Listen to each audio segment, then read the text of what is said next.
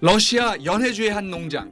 한국 기업이 현지 땅을 확보해 대규모 콩 농사를 직접 짓는 곳입니다.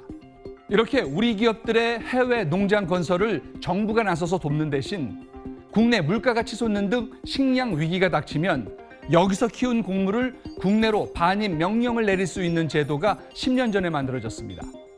이런 정부 지원을 통해 브라질과 중앙아시아 등으로 진출한 업체가 200곳이 넘습니다. 이들 생산분 중 국내로 반입 가능한 게 얼마나 되는지 감사원이 전수조사했습니다. 농식품부가 밝힌 전체 생산량은 215만 톤이었는데 실제 반입 가능한 건 불과 12,000톤. 생산량의 0.5%만 가져올 수 있다는 겁니다. 법에는 국내 반입 명령 조항만 있을 뿐 재고 유지와 비축 등 세부 방안이 없어 말뿐인 반입 명령인 탓입니다. 또 현지 적응 같은 사전 준비 부족으로 폐업이나 휴업이 늘어 정상 영업 중인 농장은 30%에 그쳤습니다. 현지에 대한 디테일한 파악이 좀 부족하다는 거죠. 하다못해 그 기상 조사도 안 하고 막 들어가는 경우가 많아요. 일본 역시 1950년대부터 식량 자립을 위해 해외 농장 건설을 추진했지만 현지 적응 등 어려움 탓에 사실상 방향을 틀었습니다. 전 세계 곡물을 사들여 국제시장에서 거래하는 대규모 곡물 기업을 10여 개나 세워 물량 확보에 나선 겁니다. 소수 기업들이 주도하고 있습니다. 그런데 우리와 같은 어떤 식량 순수입 국가가 그런 메이저 플레이어가 없으면 그런 질서 속에서 계속 흔들릴 수밖에 없죠. 일본, 중국과 달리 우리만 국제 곡물 기업이 하나도 없는데 지금이라도 국제시장 진출을 위해 정부와 기업이 머리를 맞대야 합니다. SBS 장세만입니다. 드미트리 페스코프 크렘린궁 대변인이 지난해 7월 체결한 흑해 곡물 협정의 무효를 전격 선언했습니다. 이어 사실상 협정은 종료된 것이라고 말했습니다. 지난해 2월 전쟁으로 흑해가 봉쇄되고 우크라이나 곡물 수출길이 막히면서 세계 밀과 옥수수 가격이 전년 대비 각각 56%, 16% 상승하면서 저소득 국가를 중심으로 식량 위기를 맞았습니다. 결국 유엔과 튀르키예가 중재에 나섰고 같은 해 7월 흑해에서 곡물 수출선의 안전을 보장하는 협정이 체결됐습니다.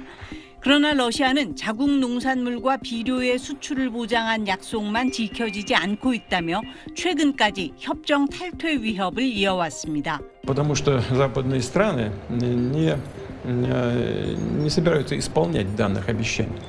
Но как одна из опций не сначала продление, а потом выполнение обещаний.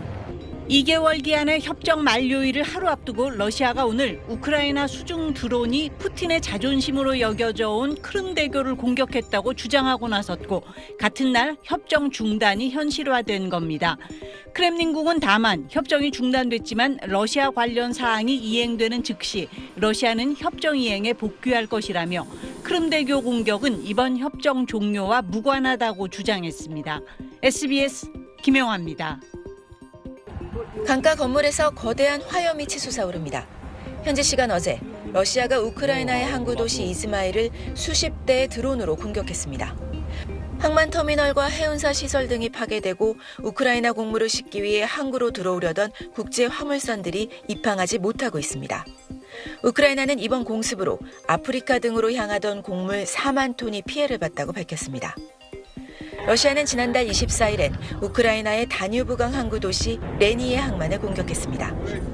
이즈마일과 레니는 나토 회원국인 루마니아와 인접한 항구로 러시아가 흑해 곡물 협정을 파기한 뒤 곡물 대체 수송로로 활용돼 왔습니다. 러시아는 흑해 곡물 협정 파기 후 9일 동안 26개의 항구 시설과 5척의 민간 선박, 18만 톤의 곡물 저장 시설을 공격했습니다. Москва веде битву за глобальну катастрофу. Цим божевільним потрібно, щоб продовольчий ринок світу розвалився. 공급 차질 우려 속에 미국 시카고 거래소에서 밀 가격은 5% 가까이 상승했습니다. 한편 지난해 2월 러시아의 침공 이후 우크라이나의 민간인 1,700여 명이 숨졌는데 어린이도 499명 희생된 것으로 집계됐습니다. агресор переможе, це буде найгірший сценарій для всього людства. 젤렌스카 여사는 우크라이나가 세계의 민주적 균형을 예사하고 있다며 지속적인 관심과 지원을 촉구했습니다. 파리에서 SBS 곽상은입니다.